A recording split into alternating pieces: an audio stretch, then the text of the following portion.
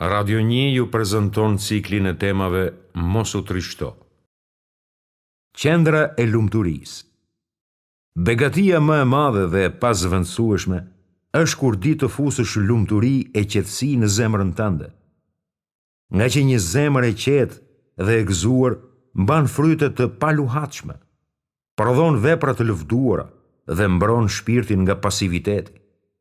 Është thënë se lumturia është art që mësohet, e kush di si ta tërheq dhe ta arrijë tek ajo, e ka marrë dobin prej periudhave të kohës dhe drejtimit të jetës, si dhe të gjitha begatit që i ka në dorë dhe pas dore.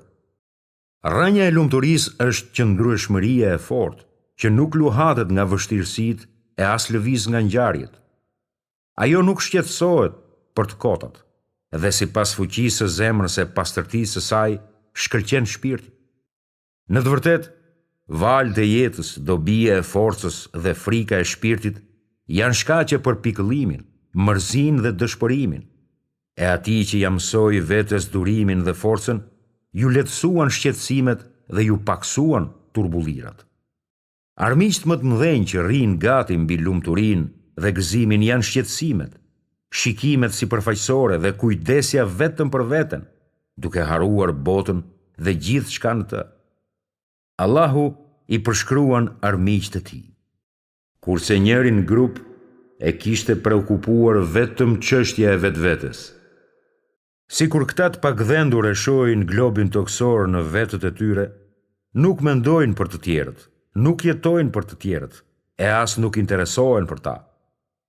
Është detyra ime dhe jotja që ndonjëherë të largohemi më larg vetes e të vështrojmë për qark. Të angazhohemi edhe me zgjidhjen e çështjeve të njerëzve në nevojë. Të largohemi që t'i harojmë plagët. Në këtë rast bëjmë dy të mira: lumturinë e vetvetes dhe lumturinë e të tjerëve. Detyra e artit të lumturisë është të frenojë mendimet e tua dhe t'i mbrojë ato, që të mos shkapërderdhen, sepse nëse i lëshon mendimet e tua e si frenon, ato e kalojnë kufirin dhe e humbin drejtimin shpejt. Pastaj të rikthejnë kasetën e pikëllimeve dhe vajtimeve, ta çelin librin e dhimbjeve që ta lexosh jetën që kur të ka lindur nëna. Nëse mendimet shpërndahen në fushën paskaj, ato shpejt ta rikthejnë të kaluarën e plagosur dhe të ardhmen ta bëjnë të frikshme, të bëjnë të rënqethesh i tëri, të dredhin e të djegin thellë në shpirt dhe ta kpusin litarin e fortë për qëndruar në vepër të frytshme e të dobishme. Ti mbështet ju atij, të përjetshmit që nuk vdes kurrë. I jepja jetës vlerën që i takon dhe ki kujdes. Kënaqësia e shkurtër mos të mashtrojë. Jeta e kësaj bote s'është tjetër veç lojë e dëfrim, dhe nga ti s'meriton tjetër veç një kundërshtim të fortë. Si mund të jepesh pas kësaj që mashtron e të tradhton? Të pikëllohesh mbas asaj që duke të gënjyer, ti merr ato. Jeta e kësaj bote s'është e pastër, por e turbullt. Bubullime e saj dhe vetëtima janë të kaluara. Premtimet e saj janë si kopshtet në shkretir. I linduri i saj në fund humbet, zotriu i saj në fund mbetet sy hapur pas saj, por ajo s'ja kthen më syt. I pasuri i saj kërcënohet dhe i dashuri i saj ndahet me shpatën tradhtuese të saj. O bijtë e mi që banoni në këto shtëpie, në fund korbi i zi me zërin e tij do të vajtojë mbi këto çatia. Vajtojmë për këtë dynja që s'la zemrat bashkuara pandar. Ku janë të parët tanë, mbretërit e fuqishëm? As ata nuk mbetën gjallë, as pasuria që kishin. Secilit që jeta ja ngushtoi këtë hapësirë, udhtoi e në fund shkojnë në varr me dhe të nxirr. Si me mecë rrinë të shtrirë kur emrat ju thirren. Sikur se dinë se është radha e tyre dhe duhet përgjigjen. Jeta e kësaj dynjaje mbetet ashtu siç ishte për të parë, dhe do të qëndrojë pa fije ndryshimi deri në ditën e gjykimit. Poezia e dytë. Vendimi I vdekjes mbi të gjallët rrjedh pa ndërprerë, ndaj kjo dynja së shtëpie për herë, sot a nesër I mbyll syt para ndau prej saj me fytyrë të bardhë e nder. Sot ky njeri të jep lajm për tjetrin, pas pak e lëshon edhe atë toka e bëhet me të vdekurin. Kjo dynja u vulos të mbetet e turbulluar. E ti dëshiron ta pastrosh nga njollat e ta lësh të kulluar. Njeriu, ngarkuesi I ditëve, ecën kundër saj, dëshiron në ujë mbi dorë cop prushi të mbaj. Jeta është gjumë që syt t'i kaplon, e vdekja shkundje që nga gjumi të zgjon. Shpejto me vrap të rëndësishme t'i plotësosh se jeta jote është një zero që ditët me të I rrethoni. Veproni me vrap në rini kur keni fuqi dhe nga çdo pengesë jeni të liruar. Mos e lini kohën boshe se e keni të huazuar. S'është koha shoku juaj për jetë, zakoni I saj është të jetë armik I vërtet. E vërteta e padyshimtë është se ti nuk mund ta heqësh e ta tresësh nga jeta gjurmën e pikëllimit, se ajo kështu u krijua dhe e njëjtë do mbetet. Vërtet, ne e krijuam njeriu në vështirësitë e një pasnjëshme. Ne e krijuam njeriu prej një uji të bashkëdyzuar për ta sprovuar. Për t'ju provuar se cili prej jush është më vepërmirë. Por prej teje kërkohet që të lehtësosh peshën e brengosjeve nga të këqijet, kurse kputja përfundimtare e vargonjve të pikëllimit do t'jetë në kopshtet e begatshme të xhenetit. Banuesit e tyre do të thonë: Falënderuar qoftë Allahu që largoi prej nesh brengat. Ky është argumenti më I fortë që të vërteton se në këtë botë zgjendet rrugdalje për t'u ikur prekjeve shpirtërore, që I shkakton brengosja e tepërt, ashtu siç nuk zhduket xhelozia dhe urrejtja përveç se në xhenet. Nga zemrat e tyre kemi hequr çdo gjë që ishte krijuar nga urrejtja. Pasi që nëpërmjet këtyre rreshtave pam dhe kuptuam se ç'është jeta e kësaj bote, atëherë më mirë për ty është të mos e ndihmosh atë kundër teje, duke ju dorëzuar në valët e turbullta të mjerimeve e pikëllimeve të paskajshme. Përkundrazi, ti mbrohu me tërë fuqinë që ke përpara këtyre vërshimeve të frikshme. E ju përgatituni sa të keni mundësi, forcë e kuaj të caktuar për betejë kundër tyre. Ta friksoni armikun e Allahut edhe armikun tuaj. Dhe për atë që I goditi në rrugën e Allahut, ata nuk u dobësuan e as nuk u përulën. Ndalu pak me mua. Mos u trishto. Nëse je I varfër, të tjerët rreth teje janë të mbytur në borxhe. Nëse s'ke mjet transporti, dikush nuk ka as këmbë. Nëse ankohesh nga një dhimbje, shi të tjerët janë të lidhur mbi krevate me vite të tërë. Nëse ke humbur një fëmijë e nuk e sheh më, të tjerët prej një aksidenti humbën tërë familjen.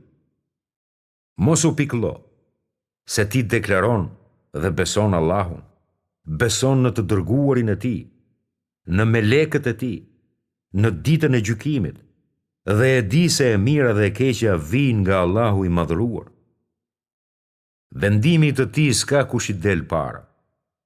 Por shtua për ateistët që mohuan ekzistencën e krijuesit, hodhën gënjeshtra dhe përgënjeshtruan të dërguarit, ndryshuan tekstet e librave të shenjtë të tyre, mohuan ditën e gjykimit dhe kundërshtuan vendimin e caktimin e fuqisë së Allahut. Mos u brengos. Nëse ke gabuar, pendohu. Nëse I bëre ndokujt keq apo drejtësi, kërkoj falje Allahut dhe robit që ja bëre atë të keq. Mëshira e Allahut është shumë e gjerë. Dera e pendimit ende I hapur të pret ty, sepse ajo të pranohet me lejen e Allahut. Mos u trishto.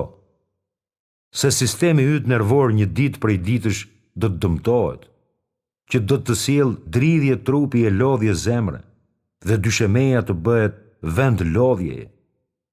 Mbizotërimi i emocioneve.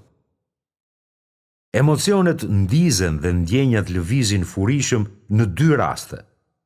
Në rastin e gëzimit të madh dhe në rastin e fatkeqësisë së rëndë. Në hadith thuhet: jam i ndaluar nga dy zërat e çmendurisë së rrept, zëri i gëzimit dhe zëri i fatkeqësisë.